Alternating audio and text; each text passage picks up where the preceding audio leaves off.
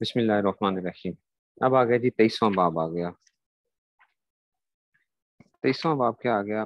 باب ظلم دون ظلم، ظلم دون ظلم۔ پیچھے کیا کہا تھا؟ کفر دون کفر کہا تھا، ٹھیک ہے نا؟ تو یہاں پہ کیا ہے؟ ظلم دون ظلم، ٹھیک ہے نا؟ اور یہاں پہ بھی اصل میں کیا ہے؟ ظلم بمانا کفر کے ہی ہے، ٹھیک ہے نا؟ مانا وہی ہے بس میں سے، ٹھیک ہے نا؟ تو اس طرح ہی ظلم بھی جو ہوتے ہیں نا، ظلم بھی کیا ہے کہ اس میں سے بعض ظلم مختلف قسم کے اس میں سے درجے، اس میں مختلف درجے بندی ہو سکتی ہے اس کے اندر بھی، ٹھیک ہے؟ تو اس میں سے اب اس کے بارے میں بتانے لگے ہیں۔ وہ بھی قال حدثنا ابو الولید قال حدثنا شعبۃ ہا تو آپ کو لوگوں کو معلوم ہے کہ تحویل کے لیے ہوتا ہے نا، کہ جی اس میں سے یہ ہا جو آپ پچھلے سال پڑھ چکے ہوں گے۔ قال وحدثني بشر قال حدثنا محمد عن شعبۃ عن سلیمان عن ابراہیم عن علقمۃ عن عبد الله لما نزلت الذين آمنوا، ٹھیک ہے نا؟ الذين آمنوا ولم يلبسوا ایمانهم بظلم، ٹھیک ہے؟ اور وہ لوگ جو ایمان لائے اور انہوں نے خلط ملط نہیں کیا اپنے ایمان کو ظلم کے ساتھ۔ قال اصحاب رسول اللہ صلی اللہ علیہ وسلم اینا لم یظلم، صحابہ نے عرض کیا کہ ہم میں سے کون ہے جو کہ کیا نہیں کرتا، اپنے ظلم نہ کرتا ہو۔ فانزل اللہ عز وجل کیا ان الشرک لظلم عظیم، کہ شرک اصل میں ظلم عظیم ہے۔ ظلم سے مراد کیا ہے؟ شرک مراد ہے، ٹھیک ہے نا؟ تو یہ اس میں سے آ گیا۔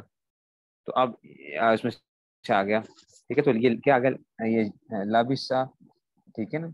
تو یہ اس میں سے آ گیا۔ اصل میں صحابہ کو تشویش ہوئی تھی کہ جناب ہم میں سے کوئی نہ کوئی آدمی، ٹھیک ہے نا، این لم یظلم نفسہ، کہ اپنی جان پہ کون ظلم نہیں کرتا، ٹھیک ہے نا؟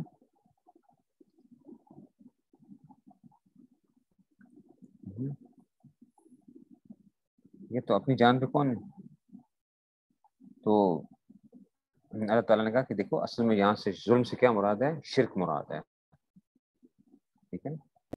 ٹھیک ہے نا؟ تو شرک مراد ہے، اس میں سے نہیں ہے۔ اچھا، امام بخاری نے اب کیا کہا کہ ان الشرک لظلم عظیم، ٹھیک ہے نا؟ تو یہ تو انہوں نے کیوں کہا ظلم دون ظلم؟ کیوں کہا تھا ظلم دون ظلم؟ کیوں کہا تھا؟ اصل میں امام بخاری کہتے ہیں کہ دیکھو ان الشرک لظلم عظیم، صفت لے کر آئے ہیں نا، ظلم کی صفت لے کر آئے عظیم کے ساتھ۔ اس کا مطلب ہے کہ ظلم میں کیا ہو سکتے ہیں؟ درجے مختلف ہو سکتے ہیں، ٹھیک ہے نا؟ تو ظلم کے اندر مختلف وہ ہو سکتے ہیں اس میں سے، تو اس لیے یہ جو ہے انہوں نے کر دیا کہ وہاں پہ بھی درجے مختلف قسم کے ہو سکتے ہیں۔ چلیے جی آگے جی، باب باب باب علامت المنافق، باب علام، اور بعض روایت میں آئے گا باب علامات المنافق، منافق کی علامات مذکور ہیں، ٹھیک ہے؟ اور اس میں سے منافق کیا کیا ہو سکتے ہیں؟ منافق کی علامات جو ہیں۔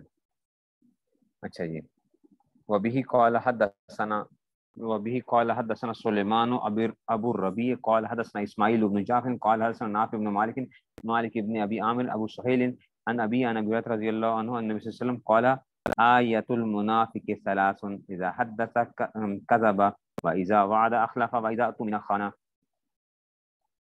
ٹھیک ہے نا؟ تو ٹھیک ہے نا؟ اس میں سے ٹھیک ہے نا؟ اب امام بخاری رحمۃ اللہ علیہ یہ کیوں لے کر آئے؟ منافق کی علامات کیوں لے کر آئے؟ دیکھو وہ کہتے ہیں کہ جناب تو ایمان کے اندر جس طرح کیا تھا، مختلف درجہ بندی کی بات ہوتی تھی کہ ایمان کے اندر سے کفر کے اندر بھی جس طرح وہ تھا، ہر جگہ پہ کفر کا فتویٰ تو نہیں لگتا، لیکن دیکھو اگر ایک آدمی غلط کام کرتا ہے تو اس کو کیا ہو سکتا ہے؟ نفاق کا اس پہ حکم لگ جاتا ہے، نفاق کا، ٹھیک ہے نا؟ اور وہ کیا لے کر آئے کہ دیکھو منافق کی نشانیاں کیا ہیں؟ تین ہیں۔ دیکھو اس میں کوئی کفر کی تو بات کوئی نہیں تھی، کیا ہوتا ہے جب بات کرے تو جھوٹ بولے، جب وعدہ کرے گا تو خلاف ورزی کرے گا، اور جب اس کے پاس کوئی چیز امانت رکھی جاتی ہے تو اس میں کیا کرتا ہے؟ خیانت کرتا ہے۔ تو یہ کیا ہیں؟ تین علامتیں منافق کی ہیں۔ تو یہ منافقت جو ہے نا وہ پائی جا سکتی ہے، اور آپ نے پڑھا ہوا کہ یہ نفاق عملی مراد ہے، نفاق اعتقادی مراد نہیں ہے یہاں پہ جو ہے۔ وہ بھی قال حدثنا قبیصۃ بن عقبہ قال حدثنا سفیان عن الاعمش ان عبداللہ ابن مرۃ عن مسروق عن عبداللہ ابن عمرو ان النبی صلی اللہ علیہ وسلم قال اربع من كن فيهن كان منافقا خالصا، جس میں چار باتیں ہوں گی منافق خالص ہوگا. ومن كان فيه خصلة منهن، جس میں کوئی ایک خصلت پائی جائے گی، كانت فيه خصلة من النفاق حتى يدا، تو اس میں وہ خصلت پائی جائے گی یہاں تک اس کو چھوڑ دے. اذا اؤتمن خان، جب امانت رکھی جائے تو خیانت کرے. واذا حدث كذب، جب بات کرے تو جھوٹ بولے. واذا عاهد، جب وعدہ کرے غدر، تو کیا کرے وعدہ خلافی کرے. واذا خاصم، اور جب جھگڑا کرے جی فجر، تو پھر کیا پھر اس کو فجور پہ آ جائے. تابعہ شعبۃ عن الاعمش، یہ شعبہ نے عامش اس میں سے کیا یہ متابع جو ہیں اس میں سے، ٹھیک ہے نا. تو یہ جو ہے نا یہ چار چیزیں بتائی جائیں، تین تو پچ وہ تھیں، ٹھیک ہے نا. اور یہاں پہ کیا آ گیا، ٹھیک ہے نا، اذا عاہد غدر واذا خاصم فجر، ٹھیک ہے نا. ٹھیک ہے نا؟ تو یہ اس میں سے آ گیا کہ جی اس میں سے تو جب لڑائی جھگڑا کرتا ہے تو پھر خوب کیا اس کو فجور گالی گلوچ پہ اتراتا ہے، ٹھیک ہے نا. تو اب بات یہ ہے کہ پہلی حدیث میں 3 علامتیں بتائی گئی ہیں، یہاں پہ 4 علامتیں بتائی گئی ہیں، تو تعارض نہیں ہو گیا. تو یہ کوئی تعارض نہیں ہے. حضور صلی اللہ علیہ وسلم نے ایک جگہ پہ 3 بتا دی ہیں، ایک جگہ کے یہ 4 چوتھی بھی ہوا ہے اس میں سے، ٹھیک ہے نا. تو کوئی منافق کے اندر تو مختلف علامتیں ہو سکتی ہیں. یہ تو نہیں تھا کہ حسرت تو نہیں تھا کہ بس صرف یہی 3 ہیں، یہ 3 جو ہیں، ٹھیک ہے. تو اس لیے یہ جو تھا حسر نہیں ہے اس میں سے.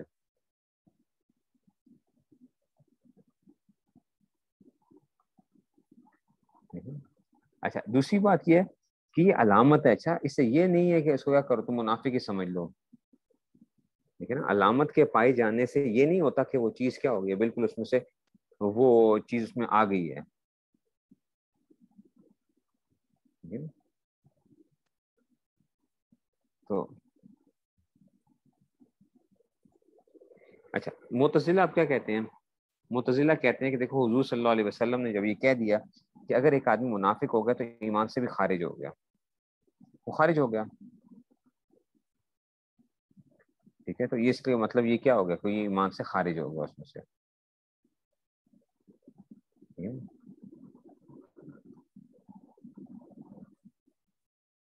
ٹھیک ہے.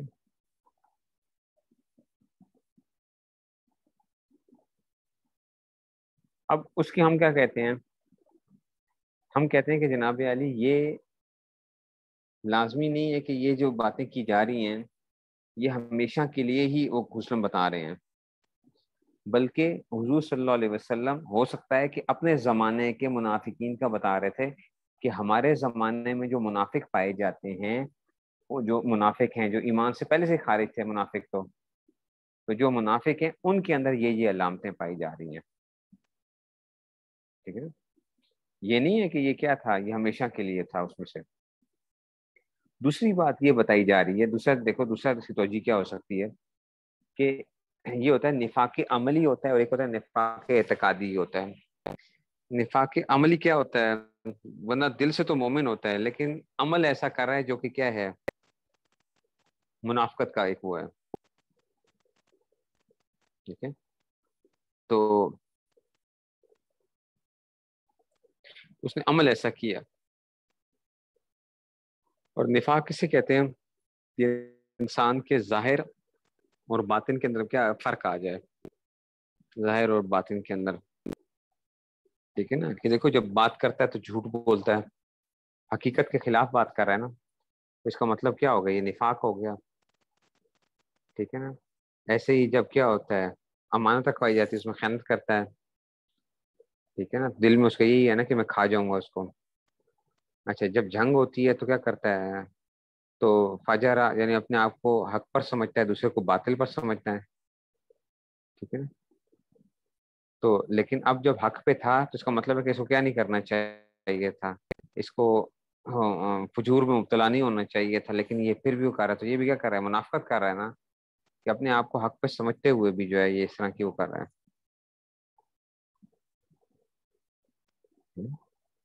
تو یہ ساری چیزیں کیا ہو گئی اس میں سے. تو اب یہ سب چیزیں جو ہیں کیا آ گئی ہیں اس میں سے، یہ ساری کی ساری نفاق عملی کہلاتی ہیں اس میں سے، ٹھیک ہے.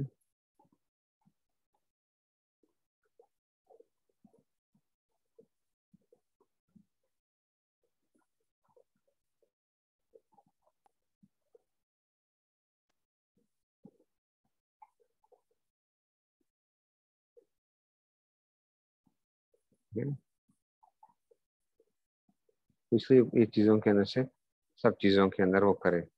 اور پھر یہ جو ہم کہتے ہیں نا کہ جناب علی ان کے امانت میں خیانت کرنا، امانت میں خیانت ان کی کیا مراد ہے کہ آپ کا اگر کوئی بندہ بات بھی کرتا ہے، جیسے المجلس بالامانہ آپ نے پڑھا، المجلس بالامانہ، اگر کسی نے آپ کو کیا کر دیا، جو ہے کوئی چیز بتائی ہے، تو اس کی وہ بات کیا ہے آپ کے پاس امانت ہے، وہ کسی کے ساتھ نہ کریں. ٹھیک ہے نا. ایسے ہی یہ جو جھوٹ بولنے کے، جھوٹ بولنا جو ہے، جھوٹ بولنا جائز نہیں ہے کسی طرح سے بھی جو ہے نا. چاہے کوئی بندہ جھوٹے سرٹیفکیٹ بناتا ہے، کوئی اور اس طرح کے کام کرتا ہے، تو یہ کیا ہے، یہ جائز نہیں ہے. چلیے آگے چلتے ہیں جی. بابن، اچھا جی، بابن قیام لیلۃ القدر من الایمان. ٹھیک ہے نا کہ لیلۃ القدر میں جو ہے نا عبادت کرنا، یہ کیا ہے، یہ بھی ایمان میں داخل ہے. ٹھیک ہے نا. تو اب کیا کر رہے ہیں امام بخاری رحمۃ اللہ علیہ، کیا کر رہے ہیں کہ ایمان کے مختلف شعبے بیان کریں گے. اب ایمان کے مختلف شعبے ہیں، ٹھیک ہے نا.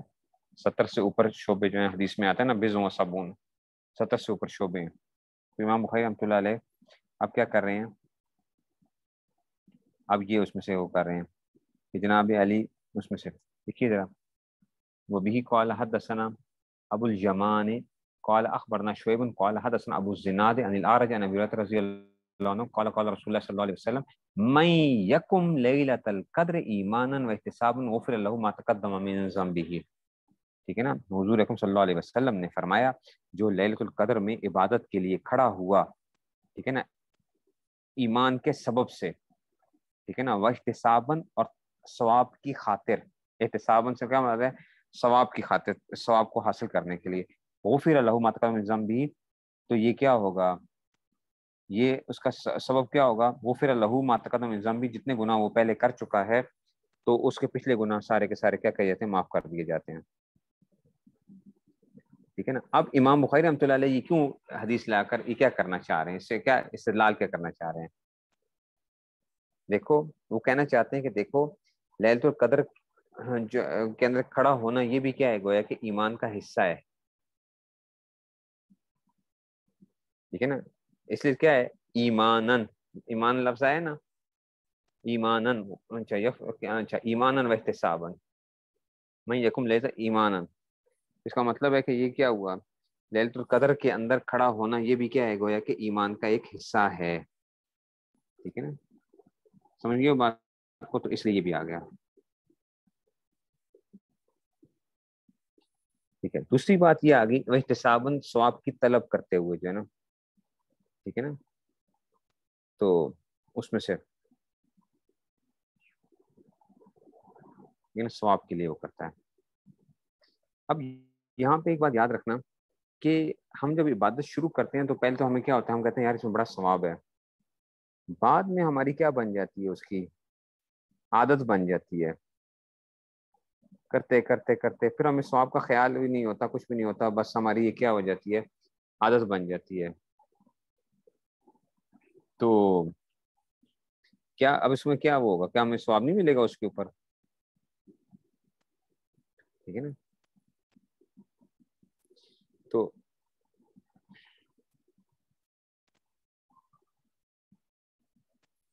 تو اس پہ یاد رکھنا ثواب ملے گا، ثواب تو ملتا ہے. کیوں کہ ابتداءً کیا کر لی تھی آپ نے، کیا کر لی تھی، نیت کر لی تھی. ابتداءً نیت کر لی تھی تو وہی نیت کیا ہو جائے گی. ٹھیک ہے نا. وہی اس کے لیے کیا ہو جائے، کافی ہو جائے گی. لیکن بہتر کیا ہے کہ آپ کو کیا کرتے رہیں، نیت کی کیا کرتے ہیں، تجدید کرتے رہیں. ٹھیک ہے نا. اس سے کیا ہوتا ہے، انسان جو ہے وہ انسان کے لیے یہ ہوتا ہے کہ ذرا شوق زیادہ پیدا ہو جاتا ہے، شوق زیادہ پیدا ہو جاتا ہے. جب آپ کو پتا ہوتا ہے کہ اس پہ یہ مجھے ریوارڈ ملے گا، شوق زیادہ پیدا ہو جاتا ہے. اچھا، اور یہ بھی یاد رکھنا کہ جو جتنے بھی اس طرح کی وہ آتی ہے نا، غفر اللہ ما تقدم من ذنبہ، یا ایک جیسے آتا ہے کہ جی سورہ کاف پڑھ لو تو ایک جمعے سے دوسرے جمعے تک، یا اس طرح ہی، اور کہ جی ایک سال کے روزہ، یعنی روزہ رکھ لیا کسی نے تو ایک سال کے گناہ معاف ہو گئے. یہاں سے مراد ہمیشہ صغائر ہوا کرتے ہیں. کبائر جو ہوتے ہیں نا وہ بغیر توبہ کے کبھی معاف نہیں ہوتے ہیں. کبائر جو ہیں بغیر توبہ کے معاف نہیں ہوتے ہیں. کبائر کے لیے توبہ کرنی پڑتی ہے. اور توبہ کوئی مشکل کام نہیں ہوتا ہے کہ جی توبہ کوئی بڑا مشکل کام ہے. توبہ کے لیے سیدھا سادہ کیا ہے کہ ایک دفعہ بندہ اللہ تعالیٰ سے معافی مانگ لے کہ یا اللہ میری ٹھیک ہے نا میں کیا کرتا ہوں کہ جی میں سارے گناہوں سے توبہ کرتا ہوں, بس یہ کر لے تو یہ کیا ہو جائیں گے, کبائر بھی معاف ہو جائیں گے. تجدید کا مطلب یہ ہوتا ہے کہ دیکھو استحضار رہے, آپ کو استحضار رہے.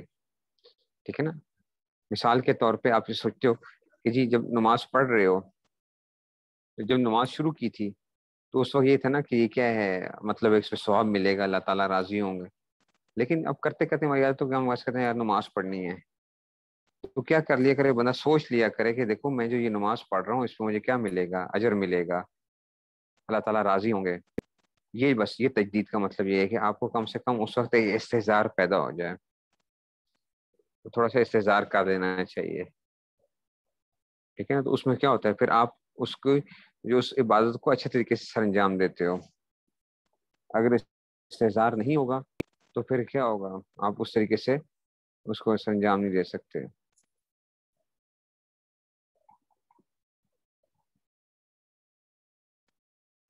ٹھیک ہے نا, تو اس لیے بار بار اپنے کیا کرتے رہو, نیت کی تجدید بھی کرتے رہنا چاہیے. نیت کی تجدید بھی کرتے رہنا چاہیے کہ جناب علی کہ میں کیوں کر رہا ہوں یہ سارا کام جو ہے. اگلا باب دیکھیے جی, باب الجہاد من الایمان. ٹھیک ہے نا, دیکھو بچوں ایک دفعہ سچے دل سے توبہ کر لو کہ یا اللہ. اس کا طریقہ کار کیا ہوتا ہے توبہ کی, اس میں سے جو کبائر ہوتے ہیں اس میں جو ہے نا ایک دفعہ بندہ سوچ لے کہ میری زندگی میں کیا کیا میں نے گناہ کیے ہیں. ٹھیک ہے نا, ایک دفعہ سوچ لیا کہ یہ گناہ مجھ سے ہوئے ہیں اور یہ کبائر تھے. اس میں کیا کرے کہ بندہ یہ تفصیلاً وہ کر کے ایک دفعہ کیا کر لے, ان سے سب سے توبہ کر لے. ٹھیک ہے نا, اب بار بار ان کو یاد نہ کرے, اچھا میں نے یہ بھی گناہ کیا تھا, یہ بھی کیا تھا, یہ بھی کیا تھا, یہ بھی کیا تھا. اس سے بعض دفعہ مایوسی پیدا ہو جاتی ہے, اس سے مایوسی پیدا ہو جاتی ہے. ایک دفعہ جو ہے اگر کوئی ایسا گناہ جو کبائر ہوئے تھے تو اس میں سچے دل سے وہ کر لے, جو یاد ہے ان کو کیا کر لے, وہ کر لے. جو نہیں یاد اللہ تعالیٰ سے دعا کر لے کہ یا اللہ میں نے جتنے بھی گناہ جو مجھ سے ایسے ہوئے ہیں تو میں سب گناہوں سے توبہ کرتا ہوں. تو اس طرح ایک دفعہ وہ کر لے. بعد میں جب بھی توبہ کرے تو یہی دعا کیا کرے کہ یا اللہ میں سارے گناہوں سے توبہ کرتا ہوں, جو بھی میرے گناہ تھے ان کو بار بار نہ سوچے. اس میں سے یہ ہوتا ہے کہ جناب یہ اگر کبھی کوئی گناہ یاد آ جائے تو فوراً پھر کیا کر لے, وہ توبہ کر لے. اس میں بعض دفعہ یہ ہوتا ہے کہ انسان جو ہوتا ہے نا اپنے گناہوں کو یاد کر کے, پرانے گناہوں کو یاد کر کے توبہ کر رہا ہوتا ہے. سوچتا ہے کہ جی میں تو کیا کر رہا ہوں, پرانے گناہوں کو اس لیے یاد کر رہا ہوں تاکہ میں توبہ کر لوں. ایک بار یاد رکھنا یہ شیطان کا دھوکہ ہوتا ہے. بعض دفعہ انسان پرانے گناہ کو یاد کر کے اس سے لذت حاصل کر رہا ہوتا ہے. یہ بڑی باریک بات ہے. پرانے گناہ کو یاد کر کے اس سے لذت حاصل کر رہا ہوتا ہے, اپنے آپ کو دھوکہ دے رہا ہوتا ہے کہ جناب میں کیا کر رہا ہوں, میں تو اصل میں کیا کر رہا تھا, اس سے توبہ کرنے کے لیے اس گناہ کو یاد کر رہا ہوں. حالانکہ کیا ہے وہ دل ہی دل میں کیا ہو رہا ہوتا ہے, اسے لذت حاصل کر رہا ہوتا ہے.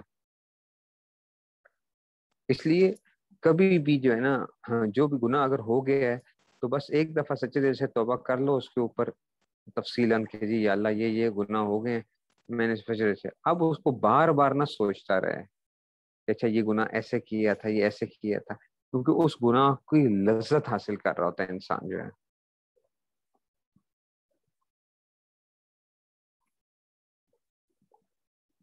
اور بہت زیادہ تفصیل میں جانے کی ضرورت نہیں ہوتی کسی چیز کی کہ جی تفصیل میں جا کے جو ہے نا وہ کیا جائے. اور جس گناہ سے توبہ کر لی ہے تو اس کو کسی کو بتانے کی ضرورت بھی نہیں ہے کہ جی میں نے یہ گناہ کرتا تھا پہلے زندگی کے اندر جو ہے, میں نے یہ گناہ کیے تھے. اب جب توبہ کر لی ہے تو کسی کو نہ بتایا جائے اس میں سے. بہت سے لوگ کیا ہوتے ہیں وہ کھرید کرتے ہیں کہ جی پچھلے اپنے سارے حالات ہمیں بتاؤ. وہ بھائی جس سے وہ توبہ کر چکا ہے, جو چھوڑ چکا ہے, تو اب اس کو کھرید کرنے کی ضرورت کیا ہے؟ اس پہ کھرید کرنے کی ضرورت نہیں ہے. ہاں ایک گناہ ہے جو نہیں چھوٹتا, جو چھوٹ نہیں رہا, تو وہ شیخ سے مشورہ کیا جا سکتا ہے کہ جی یہ گناہ ہے, یہ چھوٹ نہیں رہا, اس کا علاج کیا ہے, اس گناہ کا علاج کیا ہے, یہ نہیں چھوٹ رہا. لیکن جو گناہ چھوٹ چکے ہیں, جو ہو گئے تھے کبھی نادانی کی وجہ سے, کبھی ہو گئے تھے, ان کو ضرورت نہیں ہے کہ جناب آپ کیا کرتے پھریں ساری دنیا کے اندر جو ہے نا ڈھنڈورا پیٹتے پھریں.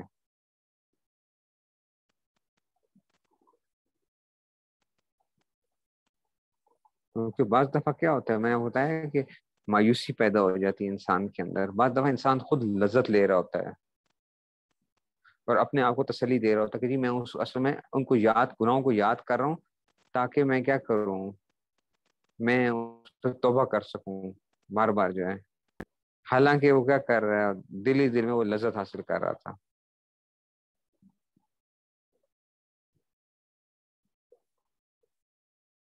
اسے توجہ نہیں کرنی چاہیے.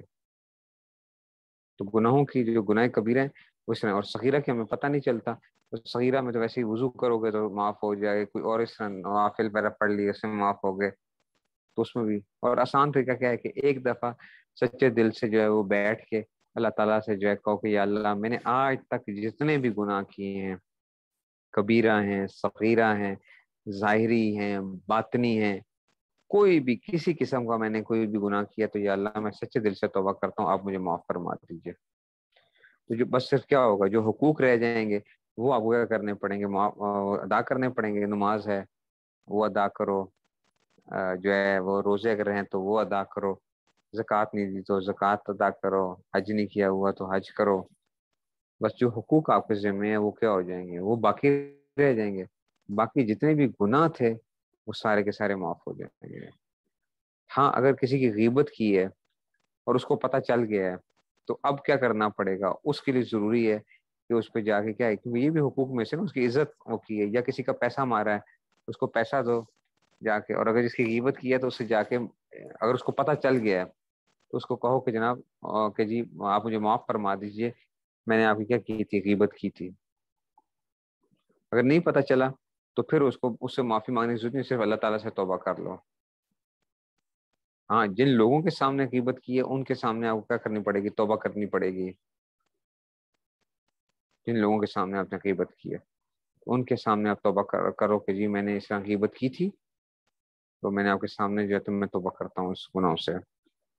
اور اگر یہ بھی ہمت نہیں ہوتی ہے تو جو ہے نا وہ اس طرح کے جو ہے نا, جیسے آج کل تو میسج ہو گیا, فلاں ہو گیا, کسی کو بھیج دیا کہ جی میں نے جتنے بھی گناہ کیے ہیں میں توبہ کرتا ہوں اس کے اوپر, میں نے آپ کے سامنے جو قیمتیں وغیرہ کی ہیں اس پہ میں توبہ کرتا ہوں, اور اگر آپ کو کبھی کوئی حقوق وغیرہ جو ہے کوئی کمی ہوئی ہو تو مجھے جو ہے نا وہ معاف فرما دیجیے. بس اتنی سی وہ بات کر دے. اب وہ بندہ اگر اسے معاف کرے یا نہ کرے, یہ بندہ کیا ہے, اللہ کے ہاں بری ہو گیا. یہ بندہ اللہ کے ہاں بری ہو جائے گا. اس لیے گناہوں سے جو ہے نا وہ پورے طور پہ کرنا چاہیے, انسان کو بچنے کی کوشش کرنی چاہیے, ٹھیک ہے نا, کہ اور اس میں سے اور جس حد تک بھی ہو سکتا ہے مغفرت کی دعا بھی کرے گا اس کو. لیکن یہ اس وقت ہے نا کہ جب اس کو پتہ نہیں ہے, اگر اس کو پتہ چل گیا ہے تو اب کیا ہے, اس سے معافی مانگنی ہے آپ نے.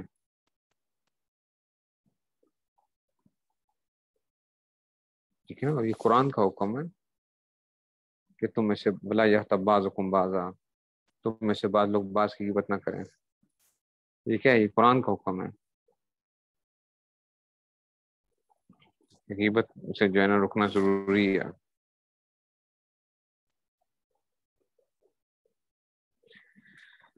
ٹھیک ہو گیا جی, چلیں بس پھر اتنے رکھیں, اپنے آپ کو جو ہے نا بچائیں, خاص طور پہ. واقعی یہ غیبت بہت گندی چیز ہے, بہت زیادہ گندی چیز ہے. اور یہ آج کل کی جو ہے نا, جس کو کہتے ہیں نا کہ وہ ہے, یہ اس میں سب شامل ہوتے ہیں.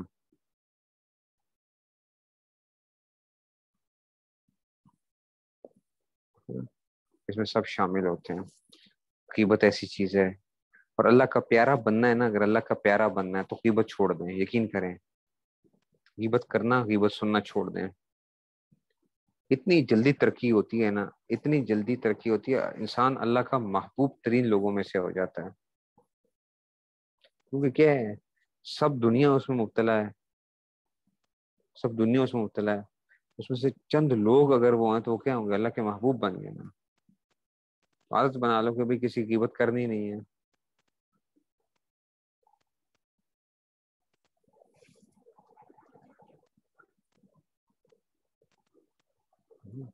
یہ ایسی چیز ہے کہ جو ہے اس میں سے